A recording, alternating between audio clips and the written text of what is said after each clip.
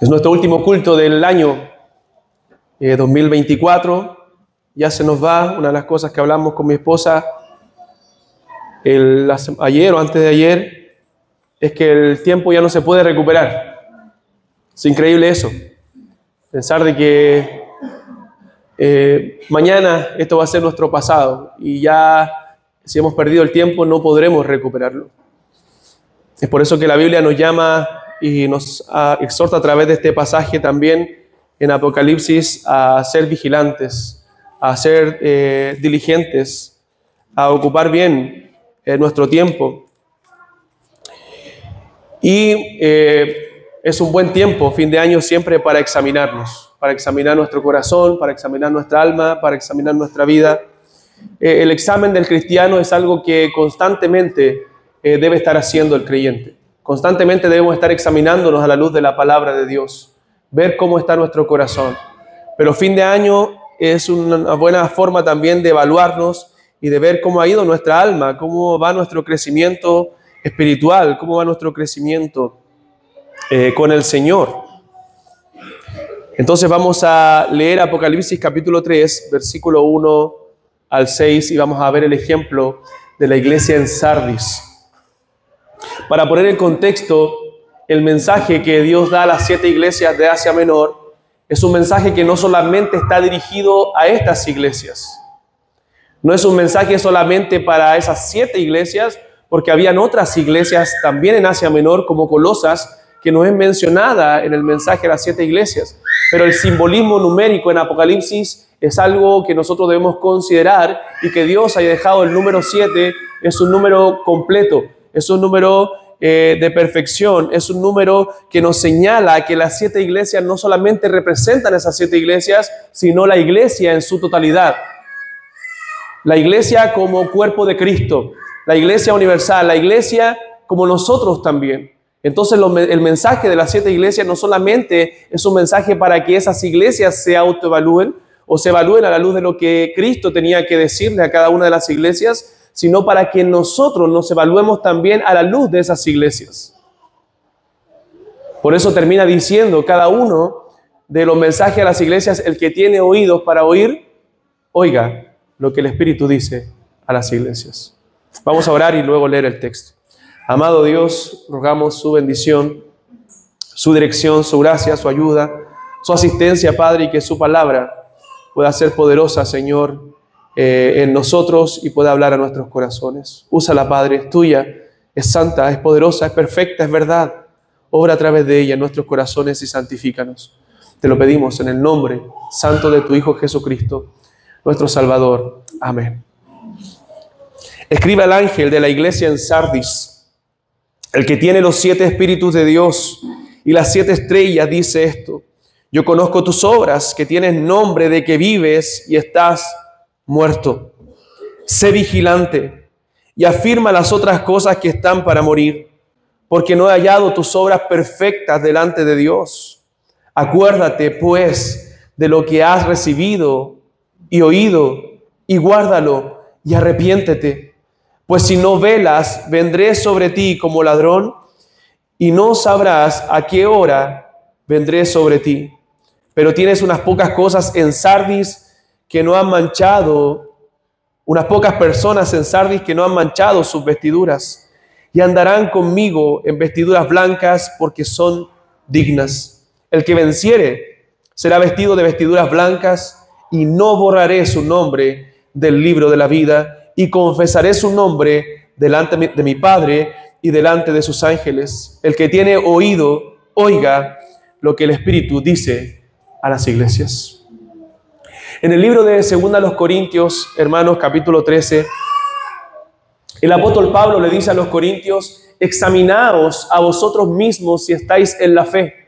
Note el llamado que le hace el apóstol Pablo a esta iglesia que necesitaba urgentemente un examen. Examínense ustedes mismos si están en la fe. Pruébense a vosotros mismos. Como hemos dicho en otras ocasiones, el examen es una práctica sana que el creyente debe hacer en sus vidas. Y el apóstol Pablo le sigue diciendo con una pregunta: ¿o no os conocéis a vosotros mismos que Jesucristo está en vosotros, a menos que estéis reprobados. Entonces, el fin de año es un momento propicio para reflexionar sobre nuestra vida espiritual, para saber cuál es el estado de nuestro corazón. Y este tiempo nos llama a mirar atrás, nos llama a evaluar qué hemos hecho con la gracia que nos ha sido dada, con la gracia que el Señor ha derramado abundantemente en nuestras vidas, en nuestros corazones. Y así como el apóstol Pablo exhorta a los corintios a examinarse, nosotros también debemos hacer un análisis espiritual que nos ayude a prepararnos para el próximo año, que nos ayude a comenzar y renovar fuerza para lo que se nos viene delante. Dios nos llama a examinarnos a la luz de la palabra de Dios, a evaluar, a identificar nuestras áreas de crecimiento, en qué área hemos crecido, si realmente hemos crecido. Como hemos dicho también en ocasiones anteriores, a veces miramos atrás, no solamente este año, los años anteriores, y vemos que en nuestra vida no hemos crecido espiritualmente. No podemos decir con certeza, yo he crecido en el Señor, yo me he fortalecido, he madurado, he crecido en arrepentimiento. Cada vez más puedo entender un poquito más del Evangelio y ver lo miserable que soy, y ver lo necesitado que soy de la gracia de Dios. Eso pensaba mientras cantábamos y quería cantar más fuerte, pero no podía porque mi boca estaba, pero pensaba en eso y meditaba en eso, en cuán precioso el Evangelio y cuán precioso es el Evangelio y cuánto nos hace sentir la necesidad del Señor, la necesidad de la gracia de Dios, cuán miserables somos sin ese Evangelio, hermanos, que nos rescató un día. Entonces el verbo ahí en Corintios, examinaos, que habla el apóstol Pablo, implica una evaluación seria, una evaluación constante en nuestro corazón, el no autoengañarnos, el ver realmente cuál es nuestra condición espiritual. Una de las cosas que hace el Señor Jesucristo a las iglesias de Asia Menor es decirle cuál era su condición real. Muchas de estas iglesias estaban engañadas. Usted ve la iglesia de la Odisea, la última. Conocemos porque el Señor le dice, ojalá fuese tibio, fuese frío o caliente, pero por cuanto eres tibio te vomitaré de mi boca. Pero esta iglesia estaba ubicada en una ciudad muy rica económicamente, que había prosperado mucho. Y la iglesia se había adecuado a la ciudad. Y la iglesia, dice el Señor, tú dices, eres rico y te has enriquecido. Y de ninguna cosa tengo necesidad. Pero el Señor le dice, tú no sabes que eres un miserable, pobre, ciego, desnudo. O sea, tú crees que estás bien. Ese es tu análisis. Cuando nos analizamos lejos de la palabra de Dios, nuestro análisis es, no estoy tan mal. No soy tan mal cristiano. Pero lo que debemos hacer es analizarnos de acuerdo a la palabra de Dios y a lo que Dios tiene que decirnos. Porque ese es un análisis certero. Ese es un chequeo completo. Si tú dices, yo esta semana he estado así, tengo estos síntomas, quizás este es mi problema, esta es mi enfermedad, quizás esto me está pasando, me duele el pecho un poco, estoy medio congestionado, quizás esto tengo, pero un análisis falible que puedo obviamente fallar. Pero para yo saber, o para alguien saber qué enfermedad es la que tiene, debe hacerse un chequeo completo, exámenes, radiografías quizás, para poder saber qué es lo que está pasando en su cuerpo. Bueno, ese análisis completo, y no solamente completo, sino perfecto, lo puede hacer solamente el Señor Jesucristo. Y el Señor lo hace a las iglesias de Asia Menor.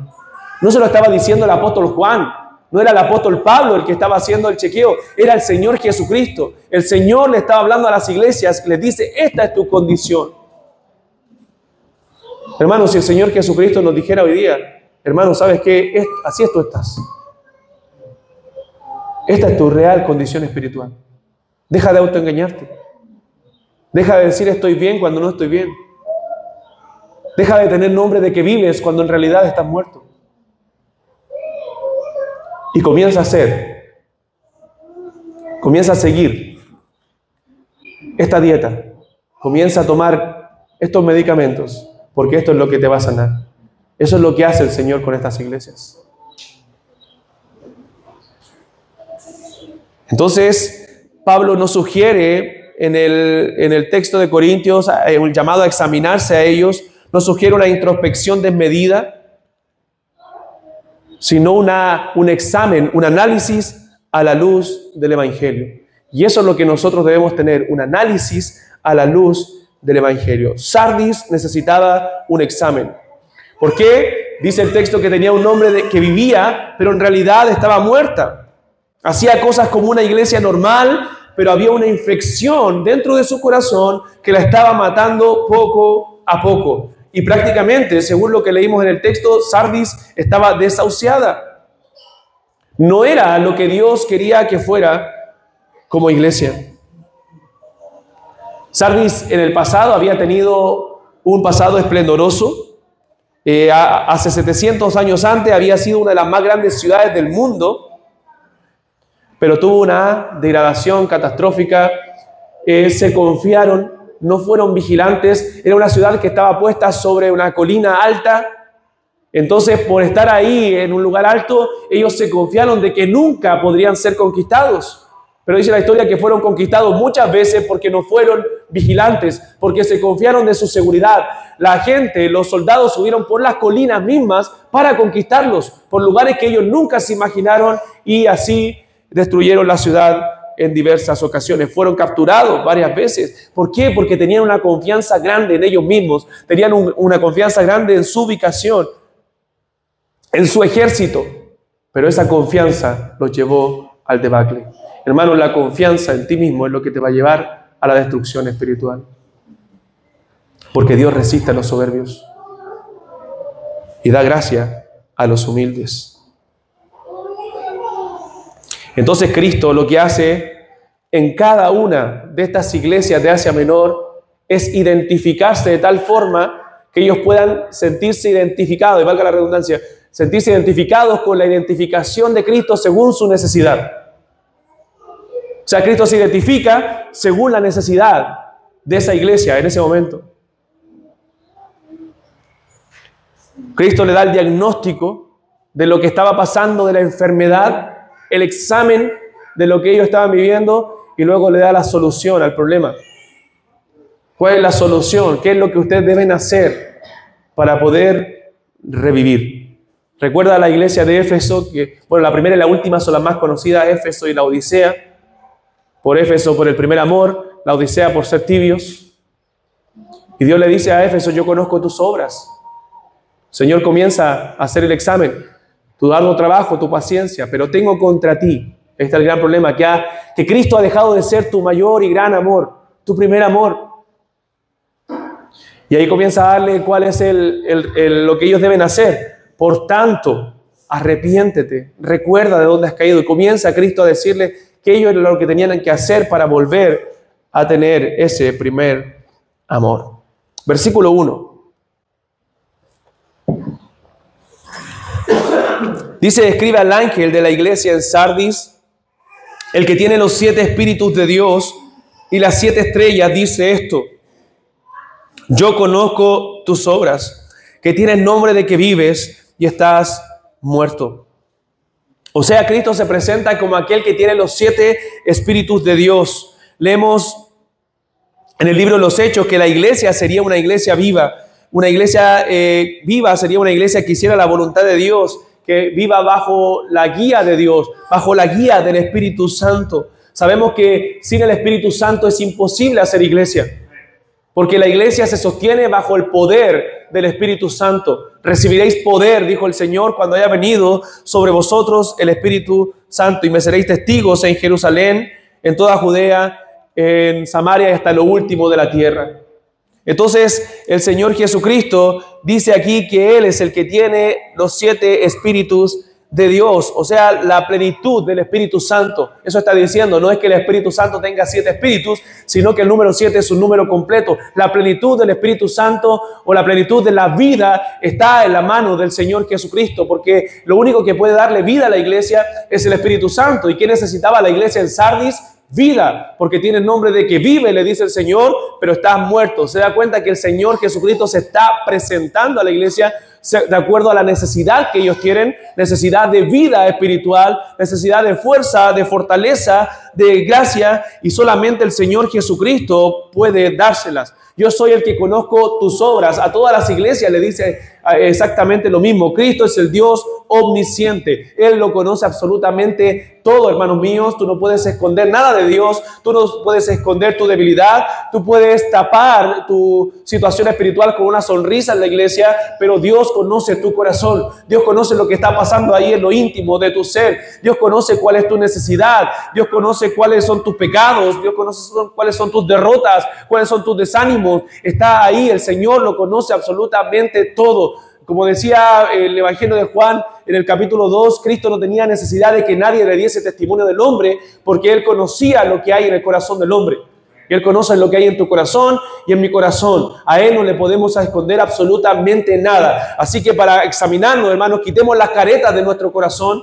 Quitemos esas cosas que nos llevan a pensar de que estamos bien cuando no estamos bien y seamos honestos delante de Dios. Lo primero que el Señor necesita para tú poder restaurar de tu condición espiritual es honestidad delante de Él. Es sinceridad. Entonces esta iglesia en Sardis necesitaba vida y esa vida solamente la podía dar aquel que conocía su condición. Nuestro Señor Jesucristo, aquel que tiene los 7 espíritus de Dios en su mano, aquel que tiene la vida en su mano, aquel que da vida, que es Cristo, el Señor. Es por eso, hermanos, que encontramos varias advertencias en la Escritura a no apagar el Espíritu de Dios, a no entristecer el Espíritu de Dios, a no contristarlo. Nosotros necesitamos como creyentes la influencia, la guía, la llenura del Espíritu de Dios. Necesitamos ser llenos del Espíritu de Dios como iglesia. Y ser llenos del Espíritu de Dios significa ser controlados por Él. Como dice Efesios, no os embriaguéis con vino, en lo cual hay disolución. No tome el control sobre tu vida el vino, sino más bien ser lleno del Espíritu Santo. Que el Espíritu Santo tome el control de tu vida, de tus decisiones. 24/7. Porque como iglesia necesitamos la guía, la llenura, la gracia del Espíritu Santo. Es el Espíritu Santo el que llena de fuego nuestro corazón, el que enciende nuestra alma. Es por eso que no debemos apagarlo con nuestros pecados, no debemos apagarlo descuidando nuestra vida y comunión con el Señor. Hermanos míos, el Espíritu Santo mora en nosotros, mora en el creyente y necesitamos ser guiados por Él día a día. Cuando vivimos llenos del Espíritu Santo, nos apartamos del pecado.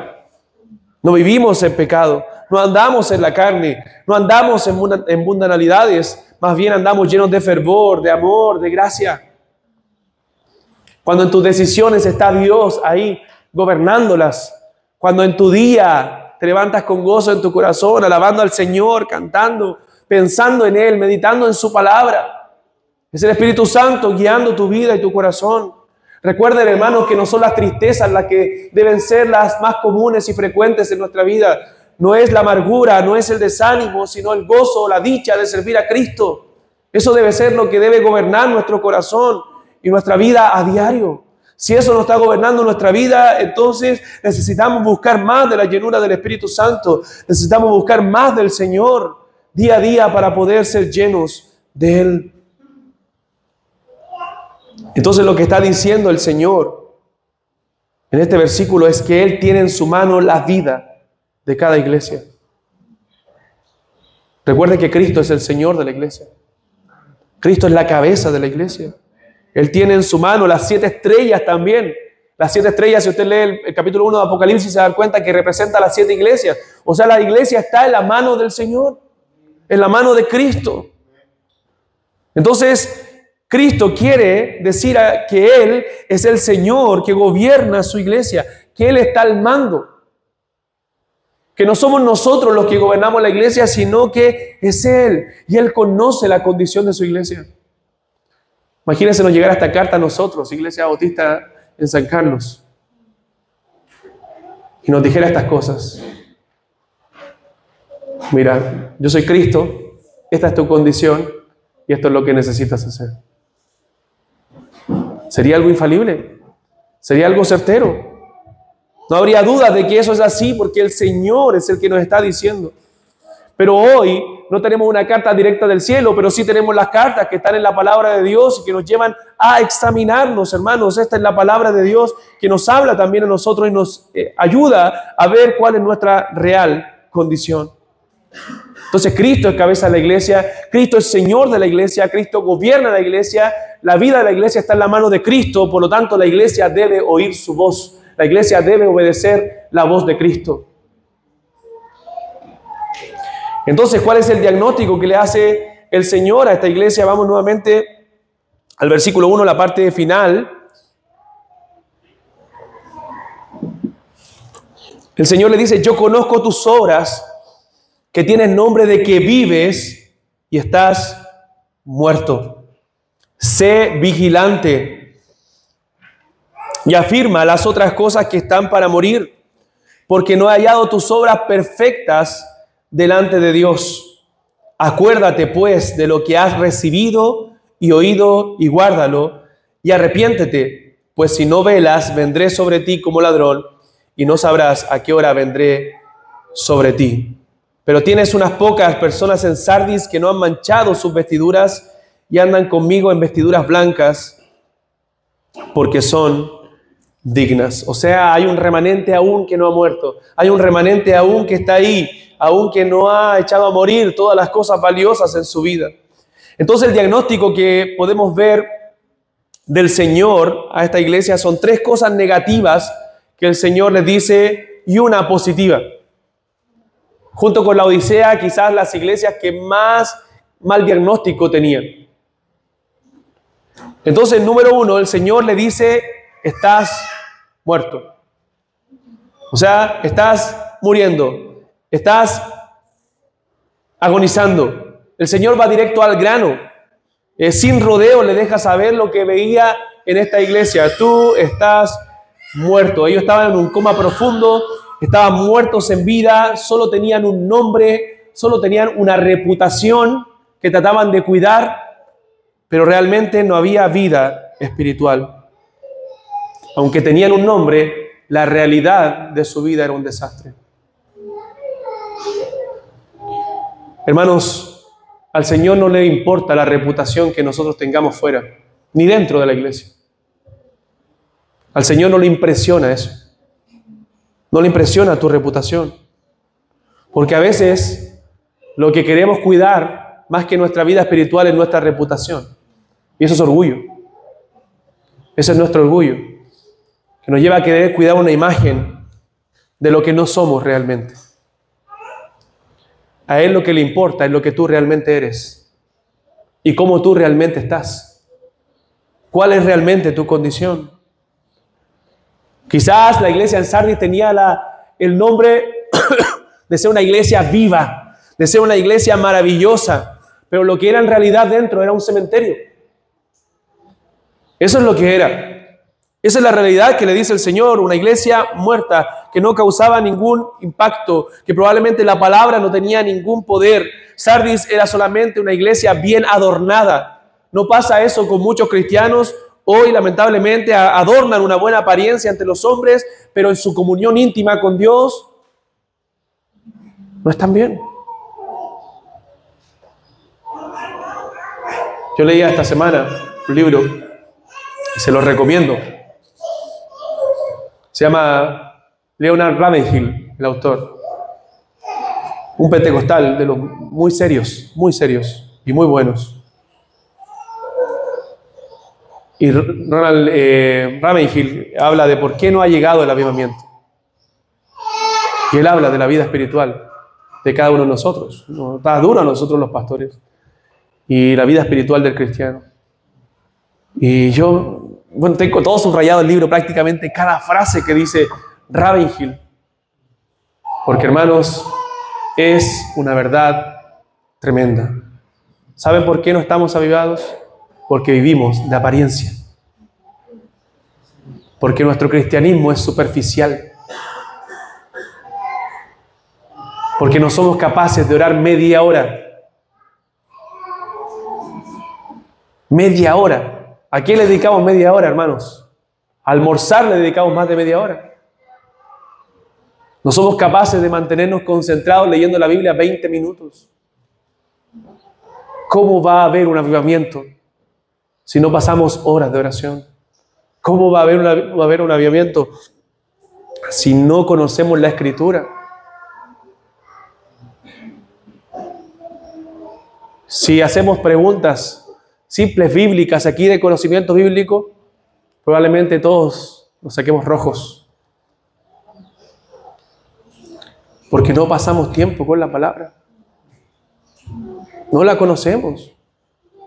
Y olvidémonos de las excusas, hermanos, porque son miles. Que no tengo tiempo, que no entiendo, que... Hermano, ora al Señor para que te ayude a entender. Ora al Señor para que te dé más concentración. ¿Cómo en tu trabajo puedes mantenerte concentrado de esa forma? Pero con la Biblia no. ¿Cómo puedes memorizar cosas de tu trabajo y canciones, pero la Biblia no? Son excusas, hermanos. Es porque nuestro interés y nuestro corazón no está ahí. Nada más que eso. Podemos tener algunos un poco más de capacidad, otros podemos tener menos capacidad. Eso es normal, pero todos podemos aprender. Cuando nuestro corazón y nuestro interés está en las cosas de Dios.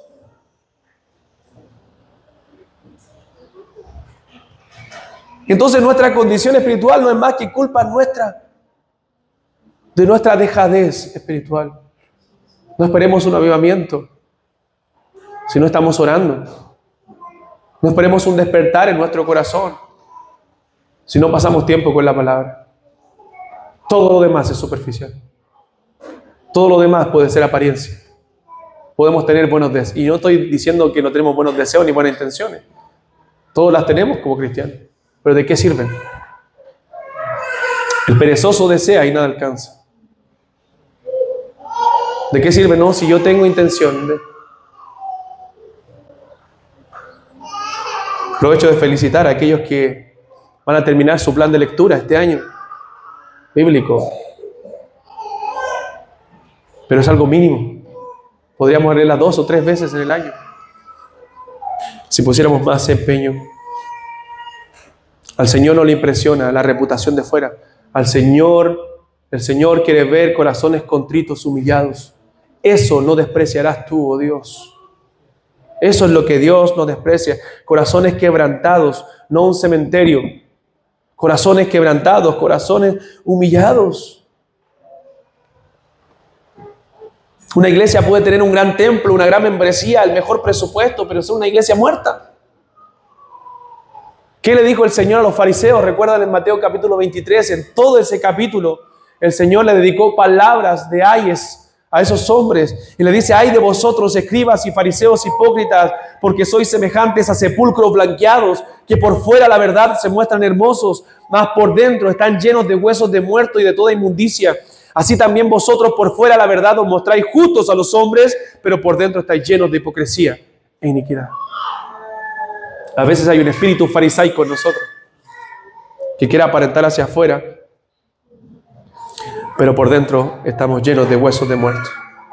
¿Qué piensa Cristo de ti? ¿Cuál es la realidad de tu corazón? Porque nosotros podemos engañar a los hombres, pero al Señor no. ¿Cómo pasó esto en Sardis? ¿Cómo Sardis, una iglesia de las iglesias primitivas, de las iglesias poderosas del pasado, llegó a ser una iglesia muerta? Bueno, no fue algo de la noche a la mañana. No fue algo que pasó de una hora para otra, sino que fue un proceso, cediendo contra la cultura que lo rodeaba, sin velar, sin guardar el corazón. Hermano, la vida del cristiano es una vida de vigilancia todos los días de nuestra vida.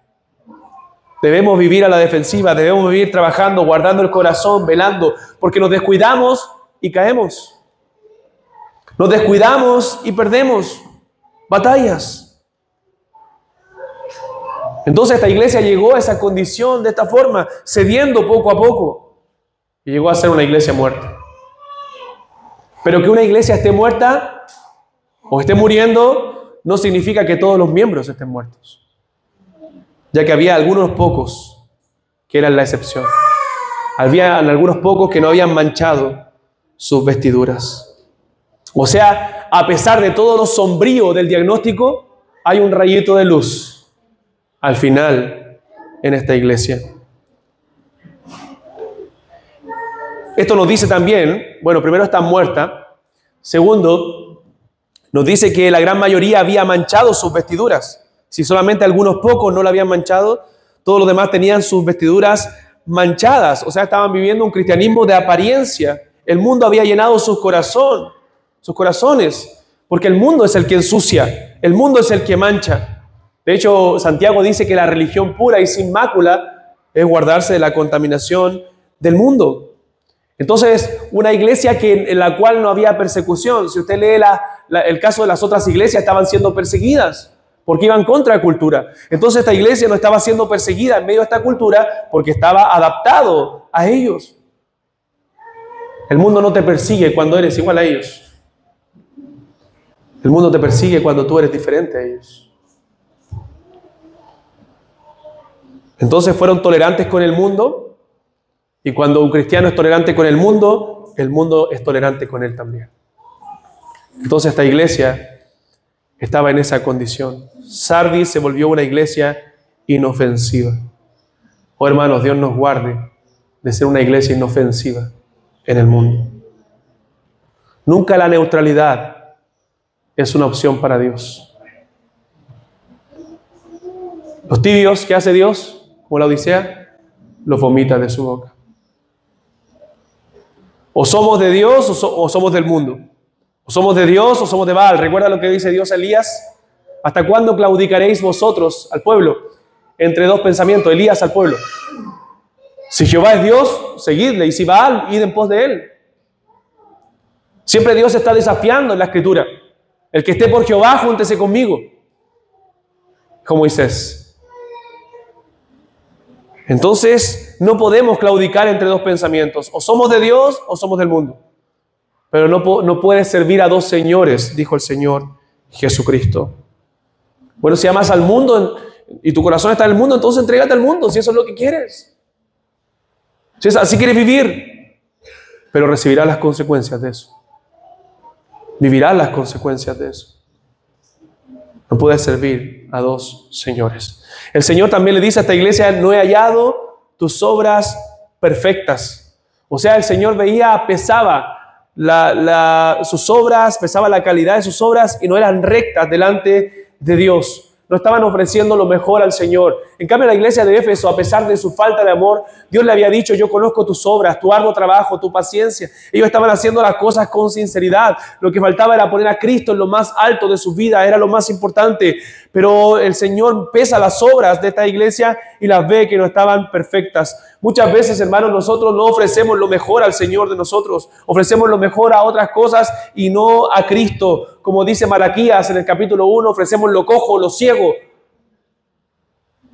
los animales malos, los enfermos, y damos lo mejor de nuestra vida en otros lados. Y creemos que el Señor no merece lo mejor.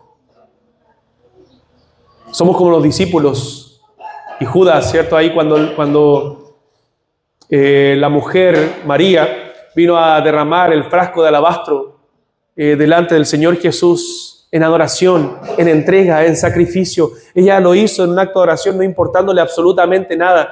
Pero ¿qué hicieron los discípulos? ¿Qué hizo Judas? Oye, esto podría haberse vendido por 300 denarios y haberse dado a los pobres. O sea, lo que estaba diciendo Judas y los discípulos que estaban pensando lo mismo ahí presentes, estaba diciendo: Cristo no es tan valioso para recibir esto.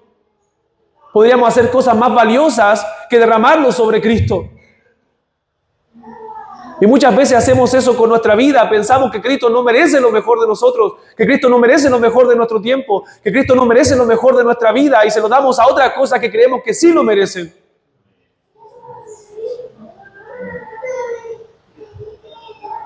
No he hallado tus obras perfectas delante de Dios. ¿Qué te lleva, hermano mío, a vivir como vives y hacer lo que haces en tu vida? Entonces, a tres cosas el Señor les dice negativas y una positiva: un remanente fiel. Un remanente fiel, y gloria a Dios que siempre los hay. Versículo 4: pero tienes unas pocas personas en Sardis que no han manchado sus vestiduras y andarán conmigo en vestiduras blancas porque son dignas. O sea, ellos habían permanecido fieles, ellos se habían guardado, y el Señor aprecia a los que se mantienen limpios y no se contaminan con el mundo. Ellos habían evidenciado que dentro de esa iglesia muerta había un remanente fiel, había un remanente vivo, había cristianos verdaderos dentro de esa iglesia, de esas personas que se habían guardado para el Señor. Hermanos, vale la pena guardarse para el Señor. Jóvenes, vale la pena guardarse para Cristo. Vale la pena servirle a Él. Vale la pena no contaminarse con el mundo. Vale la pena no emparejarse con la gente del mundo. No te desanimes porque Dios valora a aquellos que se guardan para Él. Dios valora a aquellos que se guardan del mundo. El Señor les dice a ellos, andarán conmigo. Mire qué promesa. Porque Él se deleita en la comunión con los que le buscan. Se deleita en la comunión con los que le temen. Y en el cielo será la consumación de esa relación. Entonces ellos estaban viviendo en consecuencia con el Evangelio que decían creer, andaban dignamente, vivían conforme al Evangelio. Y eso es lo que debe caracterizar a un verdadero creyente. Que se guarde en santidad. Que se separe del mundo. Y no en el sentido de las relaciones con la gente, sino en el sentido del pecado. Debemos separarnos de las cosas de este mundo. Entonces, hermanos, ¿no estamos nosotros comportando y viviendo con vidas dignas del Evangelio de Jesús? Vidas dignas del Evangelio que me rescató, que me separó del mundo, que me apartó del pecado. Bueno, gloria a Dios, que ese remanente pequeño, esa manada pequeña, ¿cierto?, estaba viviendo para el Señor y no habían manchado sus ropas. Y quizás, no lo sabemos, no sabemos qué pasó con la iglesia de Sardis, no tenemos tanto detalle, pero quizás podrían ser los instrumentos para revitalizar la iglesia en Sardis. Quizás esas personas vivas que se han guardado para el Señor son los instrumentos que Dios va a usar para revitalizar su iglesia. Para revitalizar el compromiso al Señor. Quizás tú dices a veces, no, es que no son tantos los comprometidos, no son tantos los que sirven. Bueno, no te desanimes si tú estás sirviendo. Haz lo que tengas que hacer. Sirve al Señor con todo tu corazón. Sirve a Cristo. Y aviva. Ayuda a los que no están sirviendo. Ayuda a los que no están comprometidos. Anima a los demás. No tires la toalla. No te desanimes. El Señor está con nosotros. Y el Señor se deleita en tener comunión con su pueblo fiel, con su remanente fiel. Versículos 2 y 3 del texto. Versículos 2 y 3. ¿Cuál es el remedio que el Señor le dice rápidamente? El remedio que el Señor les da a esta iglesia. Sé vigilante y afirma las otras cosas que están para morir, porque no he hallado tus obras perfectas delante de Dios. Acuérdate pues de lo que has recibido y oído y guárdalo. Note todos los imperativos que hay en el texto y arrepiéntete, pues si no velas, vendré sobre ti como ladrón y no sabrás a qué hora vendré sobre ti. O sea, el Señor le da 5 imperativos en estos dos versículos a esta iglesia y ellos debían tomarlo en cuenta, ellos debían ponerlo en práctica. ¿Cuáles son? Número 1, sé vigilante. Sé vigilante. ¿Por qué había caído la ciudad? Como le expliqué al principio. Bueno, por no ser vigilante, por descuidar, por confiarse. Por no ser vigilante, ellos cayeron. El Señor le dice, sé vigilante. Número 2, afirma las otras cosas que están para morir. O sea, hay más cosas que están muriendo en tu vida. Bueno, afírmalas para que no mueran. Tercero, acuérdate de lo que has recibido y oído. Número 4, guárdalo. Y número 5, arrepiéntete. O sea, evidentemente esta iglesia no estaba en un punto irreversible. Por eso el Señor le dice estas cosas. Si bien estaba muerta, no estaba en un punto de no retorno. Esta iglesia era una iglesia moribunda, pero que no debía abandonar toda esperanza, debía hacer algo para poder recuperar su vida espiritual. Y el Señor le da estos 5 imperativos que debían obedecer y de los cuales nosotros también debemos aprender. Eran cosas sencillas que podían resolver el problema, pero no fácil de poner en práctica. Ellos habían descuidado, ellos habían bajado la guardia, pero ahora debían volver a ser vigilantes, no dejando que el mundo los contamine. Hermanos, a veces dejamos de ser vigilantes en este mundo. Bajamos la guardia y recibimos todo el daño. ¿Qué dice la Escritura en Proverbios? El avisado, el sabio, ¿qué hace? Ve el mal y se esconde. mas los simples pasan y reciben el daño. Muchas veces nos comportamos como un simple en este mundo. Vamos por la vida sin ver los daños que este mundo nos hace y ¡boom!, los recibimos todos. Y nos contaminamos completamente. Pero el avisado ve el mal y se esconde. El avisado, como dice el dicho, va 3 pasos más adelante, siempre. Porque tiene la sabiduría de Dios. Porque tiene la gracia de Dios. Entonces, hermanos, debemos vivir como avisados en este mundo. Debemos vivir con sabiduría y ser vigilantes. Vigila tu vida espiritual. Hermano mío, si tú no oras, si tú no pasas tiempo con el Señor, es imposible que tú crezcas, es imposible que tú madures, es imposible que tú te avives. Necesitas velar, necesitas orar. Y es la única forma de revitalizarte. ¿Cuántas veces tú te has trasnochado por diversos motivos? Quizás por ver una película, por ver una serie, por estar con los amigos, por compartir un tiempo con alguien. Pero ¿cuándo fue la última vez que tú te desvelaste en la oración? Que tú dijiste: esta noche no voy a dormir, o voy a madrugar, o voy a estar hasta tarde, pero orando al Señor, buscando el rostro de Dios, buscando de su palabra, leyendo más, aprendiendo más. Hermanos, a veces la respuesta a nuestro desánimo es más fácil de lo que pensamos. A veces nos preguntamos: ¿por qué estoy desanimado? ¿Por qué estoy así? ¿Qué me está pasando? Es fácil, hermanos, descuidaste tu vida, dejaste de ser vigilante en las cosas del Señor. Nada más que eso. Es cosa de retomarlo, es cosa de afirmarlo, es cosa de hacer una disciplina diaria. Y eso va a revitalizar tu corazón. Porque solo a través de la oración y la palabra vas a ser expuesto al pecado, va a ser expuesto tu pecado. Debemos cuidarnos, hermanos, a nosotros mismos, para también cuidar a los demás, estar velando. Si tú dices: quizás hay cosas que están muriendo en mi corazón, bueno, es momento de tomar estos 5 imperativos y aplicarlos a mi vida. Afirma las otras cosas que están para morir. No dejes que lo que ya estás cediendo, lo que ya estás perdiendo, muera, se vaya de tu vida. Hay convicciones que hay que seguir abrazando. Hay convicciones que hay que seguir afirmando en el corazón y que son de un cristiano y que son a la luz de la palabra de Dios, que no voy a ceder aunque tenga que morir por ellas.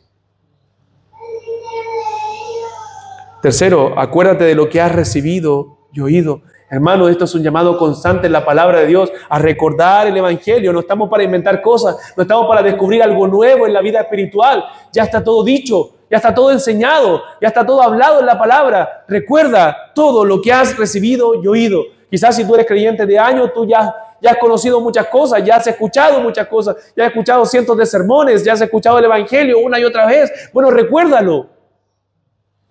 Haz memoria de todo eso. Recuerda lo que le dice a la iglesia de Éfeso: haz las primeras obras. Vuelve atrás y recuerda lo que has aprendido. A veces lo nuevo es llamativo, ¿cierto? Lo nuevo es entretenido en muchas iglesias. Pero el Señor dice siempre: no te olvides lo que te enseñaron, lo que has oído de mí, dijo el apóstol Pablo. Y perseveraban en la doctrina de los apóstoles. La sana doctrina. Esa es la antigua historia del Evangelio que nosotros hemos aprendido. Entonces, echa mano a la vida eterna. Echa mano a lo antiguo. Echa mano a la sana doctrina que produce una sana práctica, una sana conducta. Solamente la sana doctrina te puede llevar a vivir sanamente, espiritualmente. Una mala doctrina produce una mala conducta. Hermanos, quizás Sardis era una iglesia de 40 años. Probablemente tenía más de 40 años de vida. O sea, bastante ya. Habían pasado 40 años de la fundación de las iglesias. ¿Pero qué debía hacer esta iglesia después de 40 años? ¿Actualizarse? No. ¿Qué le dice el Señor? Acuérdate de lo que has recibido y oído. Nunca dejes el fundamento de la palabra de Dios. Nunca dejes el fundamento de la sana doctrina, porque eso es lo único que va a sostener tu vida espiritual. La sana doctrina, la doctrina de Dios, la doctrina de Cristo, la doctrina de la iglesia, La doctrina de la palabra de Dios son las doctrinas que afirman nuestro corazón, más que cualquier otra cosa. Acuérdate entonces de lo que has recibido y oído. El cuarto imperativo, guárdalo, atesóralo en tu corazón, apréndelo, ponlo ahí dentro. Y número 5, arrepiéntete. Arrepiéntete. Porque debemos nosotros como cristianos vivir en arrepentimiento. Vivir en arrepentimiento. Entonces, hermanos, esta iglesia necesitaba arrepentirse. Al igual que nosotros necesitamos arrepentirnos de las cosas que hemos dejado morir en nuestra vida espiritual. Si no te arrepientes, bueno, hay juicio. Hay juicio. ¿Estás preparado para presentarte ante tu juez? Porque el Señor le dice, arrepiéntete, pues si no velas, vendré sobre ti como ladrón y no sabrás a qué hora vendré sobre ti. Versículos 5 y 6. Versículos 5 y 6 para ir cerrando. Dice, el que venciere, hay una promesa también. En cada una, prácticamente en cada una de las iglesias hay una promesa. Al que venciere será vestido de vestiduras blancas y no borraré su nombre del libro de la vida y confesaré su nombre delante de mi Padre y delante de sus ángeles. El que tiene oído, oiga lo que el Espíritu dice a las iglesias. 3 cosas que hará con estos vencedores, con este remanente fiel, con aquellos que aviven su corazón, con aquellos que sigan los pasos de Dios, con aquellos que evidencien ser creyentes verdaderos. Número 1, será vestido de vestiduras blancas. Número 2, no borraré el nombre del libro de la vida. Y tercero, confesará su nombre delante de su Padre. Siempre las promesas de Dios, hermanos, encuentran su cumplimiento. Las promesas más grandes de Dios encuentran su cumplimiento después de esta vida. Nunca vas a encontrar, hay promesas para esta vida, pero nunca vas a encontrar que son las más importantes. Siempre las promesas más firmes del Señor son promesas para después de esta vida. Nota siempre eso.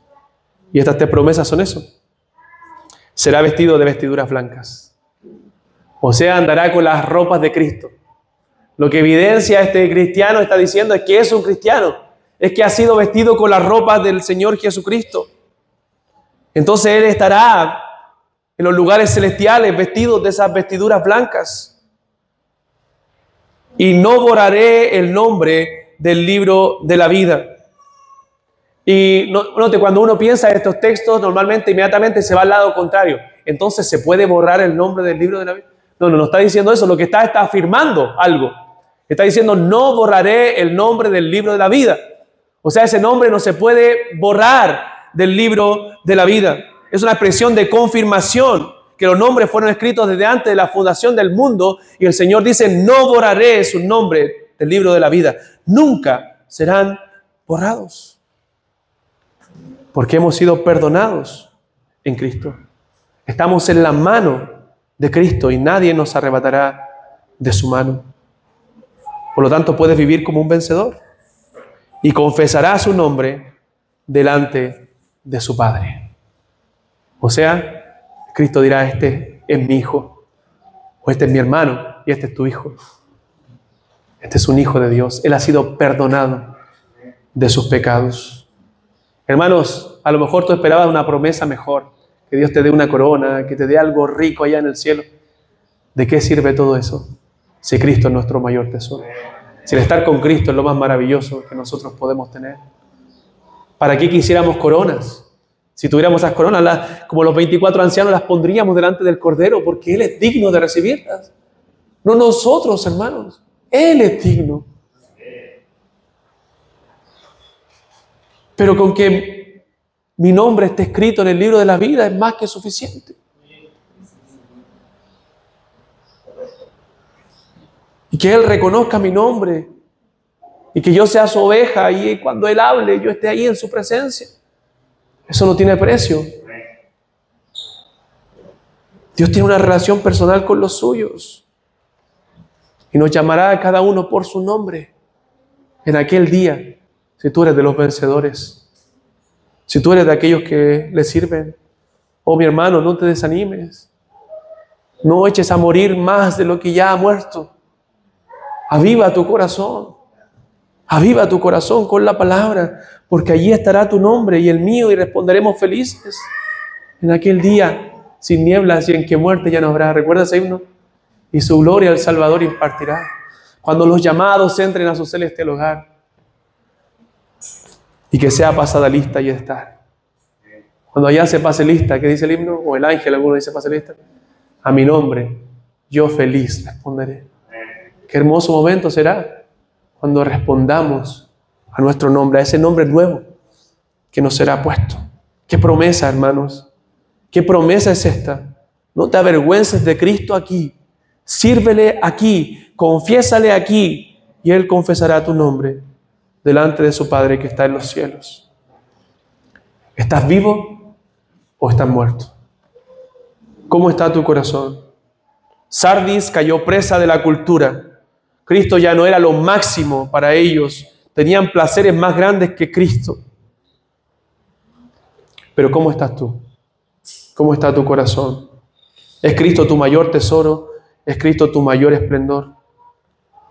El Señor tenga misericordia de nosotros, hermanos, y el que tiene oídos para oír, oiga lo que el Espíritu dice a las iglesias. ¿Qué te dice el Señor a ti a través de su palabra?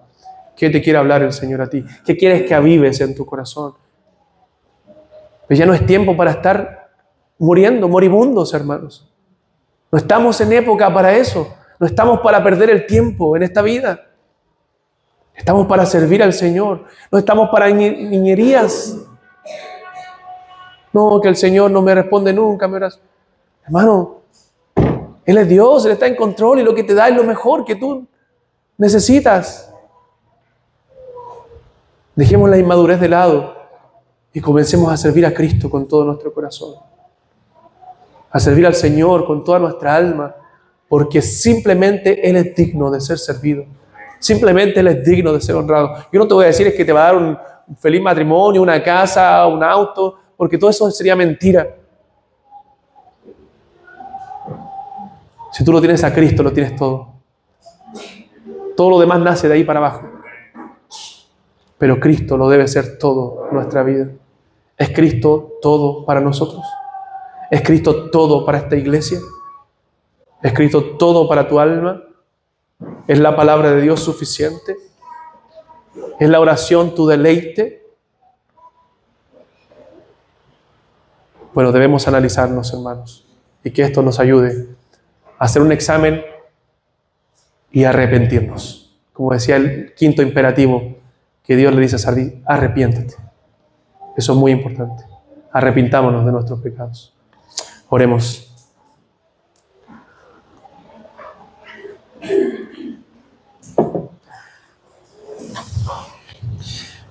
Bendito Dios y Padre eterno, en el nombre de nuestro Salvador y Señor Jesucristo, pedimos, Señor, que usted perdone nuestros pecados, que usted nos limpie, Señor, como iglesia.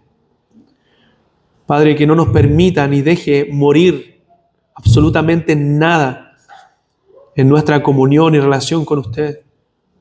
Padre, que seamos una iglesia viva, con corazones vivos, con un fervor vivo. Avívanos, Señor. Despierta nuestro ser para amarte más, para vivir para ti, para vivir para tu gloria. Perdona nuestros pecados, nuestras maldades y desobediencias, nuestra dejadez espiritual, nuestra pereza espiritual. Ayúdanos, Padre, a avivar nuestros corazones.